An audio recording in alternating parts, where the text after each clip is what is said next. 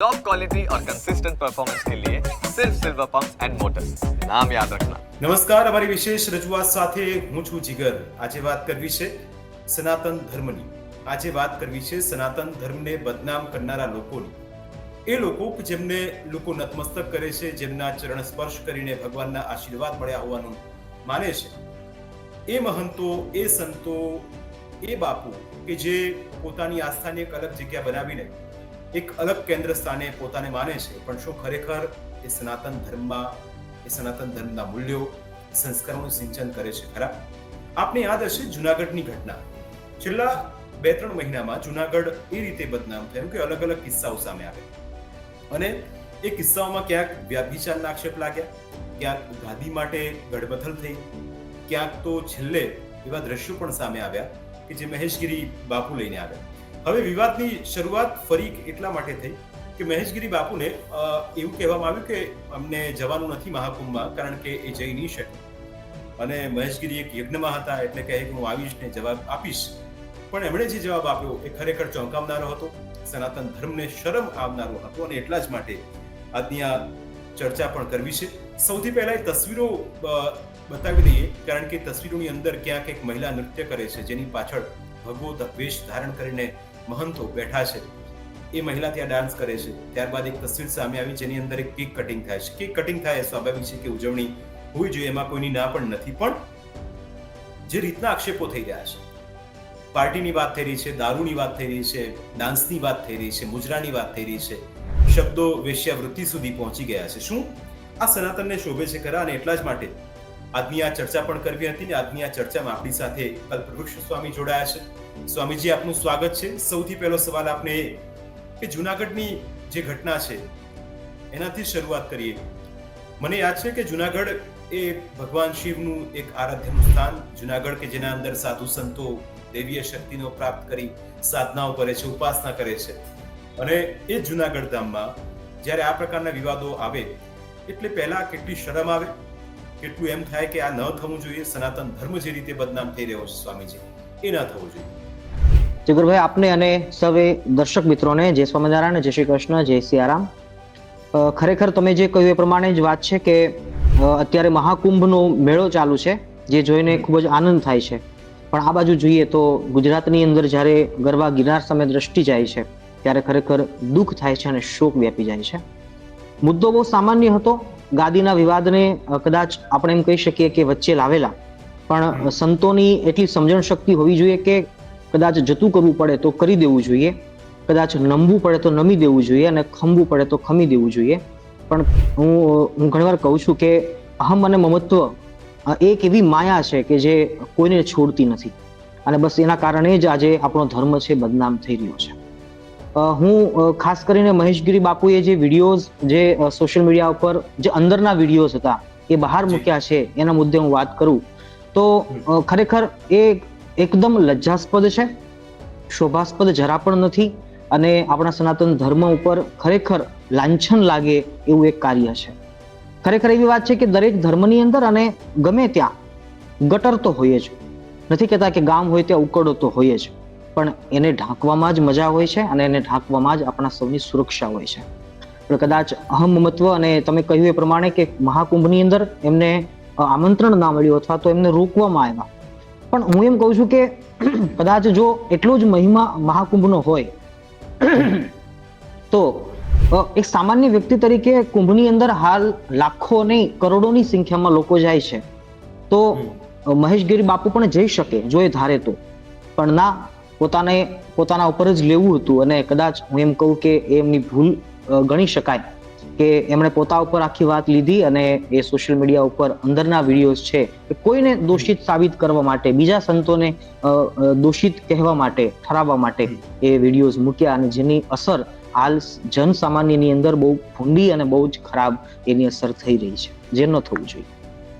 બિલકુલ સ્વામીજી, જે ન થવું જોઈએ સાચી વાત છે આપની, પણ મારે આપની પાસેથી એ સમજવું છે અને જેટલા પણ સનાતની છે, હવે જેટલા પણ કોઈ પણ સંપ્રદાય હોય, સ્વામિનારાયણ સંપ્રદાય હોય, કોઈ પણ સંપ્રદાય સાથે જોડાયેલા લોકો હોય, તેમની એક આસ્થા હોય છે અને ભરોસો હોય છે કે ભગવાન બધાનું ભલું કરે અને ઈરાદો પણ એ જ હોય કે ભગવાન બધું સૌનું ભલું કરે, સાથે મળીને આગળ વધીએ. પણ જ્યારે આમાં આપને એવું લાગે છે કે અહીં હકની લડાઈ છે, અહીં પ્રતિષ્ઠાની લડાઈ છે, અહીં કંઈક પામી લેવાની લડાઈ છે, તમે ભગવું ધારણ કર્યો છો, તમે એક બાજુ એમ કહો છો કે મોહ માયા છે નહીં, મને કોઈ મોહ નથી, મને કોઈ માયા નથી, મને કોઈની પાસે સ્વાર્થ નથી, મને કંઈ જ નથી, તો પછી કંઈ છે નહીં, તો પછી આ પ્રકારના શબ્દો, હું ખાલી મહેશગીરીનું ઉદાહરણ નથી આપતો, જેટલા પણ આ વિવાદમાં જોડાયેલા લોકો છે એ એની સાથે જોડાયેલા લોકો છે, એ તમને વિજયગીરી બાપુનો પણ મુદ્દો એક યાદ છે કે જે આપણે જે જગ્યા છે આની આપા ગીગાની, એની જગ્યાના મહંત પણ એક વિવાદમાં આવ્યા છે. એટલે આ જુનાગઢ છે ને સ્વામીજી, એ જુનાગઢ તો એક શિવ દત્તાત્રેયની ભૂમિ છે. તમે શિવને ભજો, તમે દત્તાત્રેયને ભજો, અને એ ગિરનાર આટલો મોટો ગરવો છે કે જેનો તમે કલ્પના ન કરી શકો, એના કરતા પણ ઘણું બધું છે. એ ગિરનારની અંદર જ્યારે તેના ઊંડાણમાં આ પ્રકારના વિવાદો થતા હોય સ્વામીજી, ત્યારે એક સનાતની તરીકે દુઃખ થાય. સાચું, આપની વાત એકદમ સાચી છે. જુનાગઢની એ ભૂમિ એ ત્યાગ અને વૈરાગ્યની ભૂમિ છે, અને એની અંદર જો આવી ઘટનાઓ ઘટે તો એક ખરેખર દુઃખદ કહેવાય, ન હોવું જોઈએ. હું એમ કહી શકું કે અમે સંતો આ કળિયુગના વાયરે ક્યાંક રંગાણા છીએ, જેના કારણે ત્યાગ અને વૈરાગ્ય થોડોક મોડો પડ્યો છે. અને હાલ જેને આપણે બિઝનેસ કહીએ કે કદાચ લોક પ્રશંસા કહીએ, તો એના મોહમાં આવી ગયા, અને જેના કારણે જ આ બધી દુર્ઘટનાઓ ઘટતી જાય છે. અને દિવસે દિવસે એક એક સંસ્થાઓ જ્યારે આની અંદર જોડાય છે ને, ત્યારે ખરેખર એ ધર્મ અને સંપ્રદાય ખરેખર ખૂબ જ ખરાબ રીતે એ ખરડાય છે અને એમને લાંછન લાગતું હોય છે. સ્વામીજી, સનાતન શું કહે છે? મારે આપની પાસેથી સમજવું છે વિસ્તારથી. સનાતન પહેલા તો છે શું? સનાતનની વ્યાખ્યા, સનાતન પ્રત્યેનો લોકોનો આદર, લોકોનું માન, કારણ કે લોકો એ સમજવા માંગે છે. આપણે 4 શબ્દ છે કે સનાતન, પણ સનાતન છે શું એ આપની પાસેથી સમજવું, તો તેના મૂળ સુધી પહોંચવાનો મને લાગે છે કે આપણે પ્રયત્ન કરી શકીએ કે જેથી લોકોને પણ ખ્યાલ આવે, અને જે આ બધું બોલે છે એમને પણ ખ્યાલ આવે કે શું ખરેખર જે મૂલ્યો હતા, જે વસ્તુઓ હતી, જે સંસ્કારો હતા, શું ખરેખર એનું સિંચન આપણે કરી શક્યા છીએ? જો નથી કરી શક્યા તો આપણને ઘણું બધું શીખવું જરૂરી છે. સાચું. જીગરભાઈ, તમે વાત કરી પ્રમાણે સનાતનને જો સાચા અર્થમાં સમજી લઈએ ને, તો આ ઝઘડા બધા મટી જાય. ખરેખર સનાતન શબ્દ એક એવો શબ્દ છે કે જે અમિત છે, અમાપ છે, અમિટ છે, અને જે જો સમજાઈ જાય તો વ્યક્તિ પોતે એ અનુપમ થઈ જાય છે. એ કહી શકીએ તો સાગર તુલ્ય, દરિયા તુલ્ય એ બની જતો હોય છે. પણ કદાચ કેવળ વાચ્યાર્થ બોલવાથી આપણે સનાતનને નહીં સમજી શક્યા, અને કેવળ બોલવા માત્રથી આપણે એને સાબિત નથી કરી શકતા. સનાતન ધર્મને ખરેખર સાચા અર્થમાં જો સમજવું હોય તો ત્યાગ એની ભાવના હોવી જોઈએ, વૈરાગ્યની સાચા અર્થમાં ભાવના હોવી જોઈએ. હું આજે એક સ્વામિનારાયણ સંપ્રદાયનો સંત તરીકે હું કહું છું કે અમે જ્યારે સાધુ તરીકે જ્યારે ત્યાગાશ્રમની અંદર પ્રવેશ કરીએ છીએ, ત્યારે અમને બેઝિક અમારા જે મૂલ્યો હોય છે શીખવવામાં આવતા હોય છે કે સંસારની મોહ, માયા, પૈસા, સ્ત્રી, ધન, સુવર્ણ ઇત્યાદિ જે છે એ તમારા માટે છે જ નહીં, એવું માનીને તમે ચાલો. હું એમ કહું કે અમે પણ સનાતનના જ સાધુ છીએ, તો અમને પણ એવા જ સંસ્કારો આપવામાં આવ્યા છે કે જો સ્મશાનમાં સૂવું પડે ને તો પણ તમે સૂવા માટે તૈયાર હોવા પડો. અને કદાચ માનો કે કોઈ યશસ્વી યજમાન છે કે જે તમને સારા 5 સ્ટાર હોટેલ જેવા મોટા મકાનની અંદર તમને ઉતારા આપે, તો 1 દિવસ કે 5 દિવસ સુધી તમે એમાં રહી શકો, પણ બંને જગ્યાએ તમે નિર્બાધ રહેવા જોઈએ, અને તમને બંને જગ્યાએ બંને એક સરખી જ નિંદ્રા આવવી જોઈએ. જો આ ભાવ તમારી અંદર એ કેળવાશે તો જ તમે સાચા અર્થમાં સાધુ કહેવાશો. હું ખરેખર આજે એ વાત સાબિત કરી શકું કે આજે હું જે ગામની અંદર છું તો ત્યાં મોટું વિશાળ મકાનની અંદર અમે રોકાણા છીએ, તો પણ નિદ્રા આવી જાય છે, અને જે અમારું કર્તવ્ય હોય છે કરતા હોઈએ છીએ. કદાચ જો સ્મશાનમાં સુવાનો વારો આવે તો પણ નિંદ્રા આવી જાય.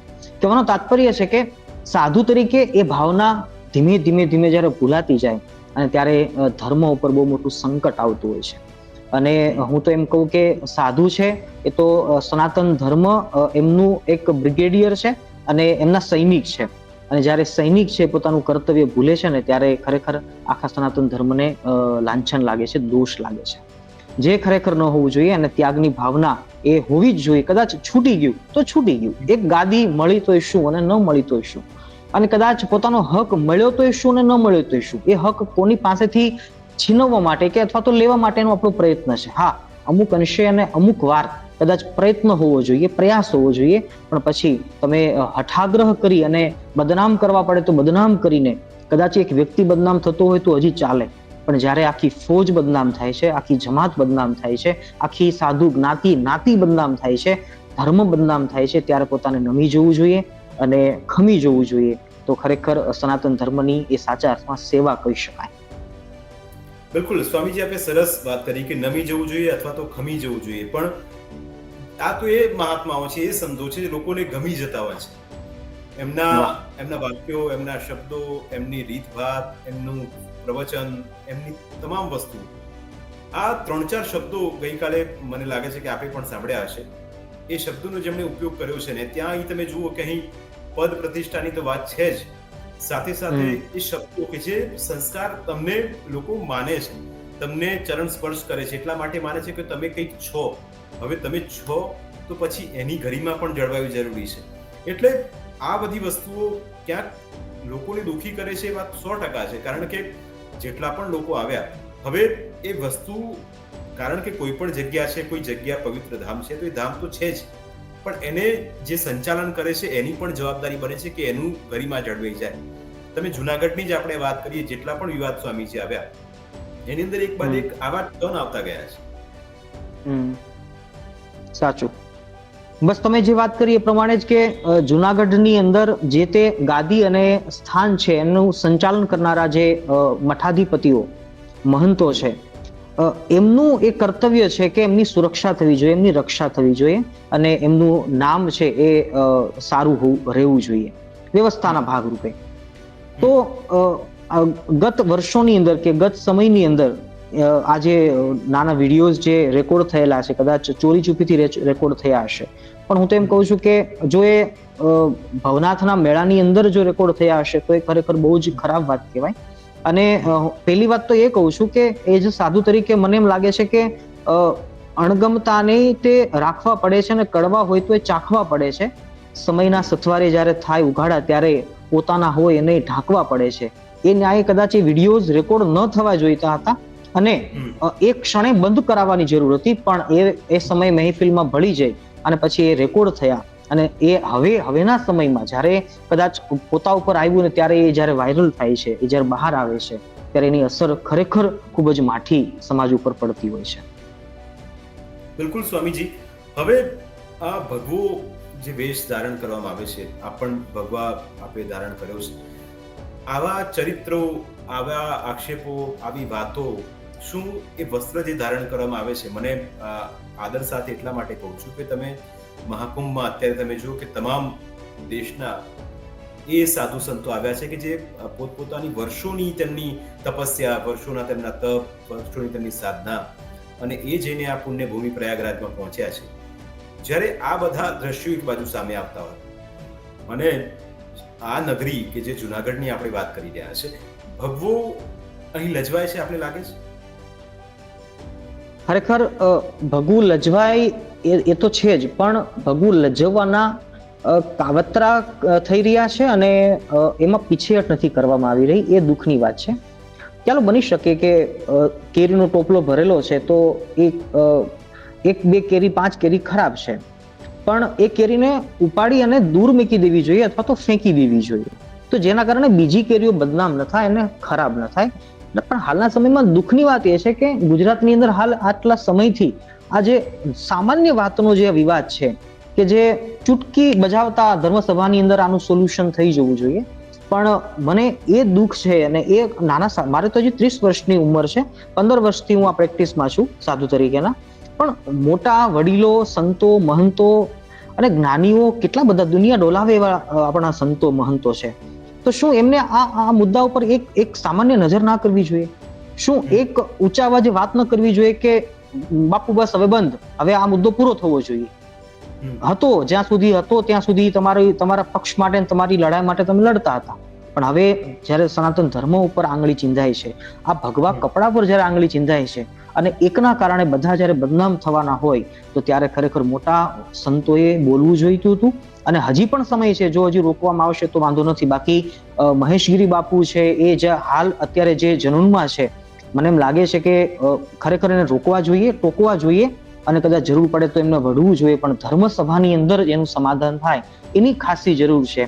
પણ વડીલો કોઈ ધ્યાન આપતા નથી અને અમારા વડીલ સંતો જે કહેવાય, સનાતન ધર્મના આગેવાનો કહેવાય, એ કોઈ આને આ વાતને નજરમાં લાવતા નથી, જે ખરેખર દુઃખદાયક છે. બિલકુલ. સ્વામીજી, આપની પાસે કોઈ હરિભક્ત આવે અને કહે કે સ્વામીજી મને આ સમસ્યાનું સોલ્યુશન તમે લઈ આપો. હવે એ જ હરિભક્તને જ્યારે એમ ખબર પડે કે આ સ્વામી તો ત્યાં પેલો જે કાર્યક્રમ હતો એની અંદર પાછળ મજાથી તાળીઓ પાડતા હતા, કેક ખાતા હતા અને જે કપ આ દેખાતા દારૂના ભરેલા ગ્લાસ એ પણ પીતા હતા. તો પછી સંપ્રદાય ગમે તેટલો મોટો હોય, સાધુ સંતો ગમે તેટલા મોટા હોય, પોતાની એક અલગ છબી બની રાખી હોય, પણ આ ડાઘ જ્યારે લાગે છે સ્વામી, ત્યારે દૂર કરવું બહુ જ કઠિન હોય છે. ખરેખર વાત છે. બહુ જવાબદારી વાળું કામ છે.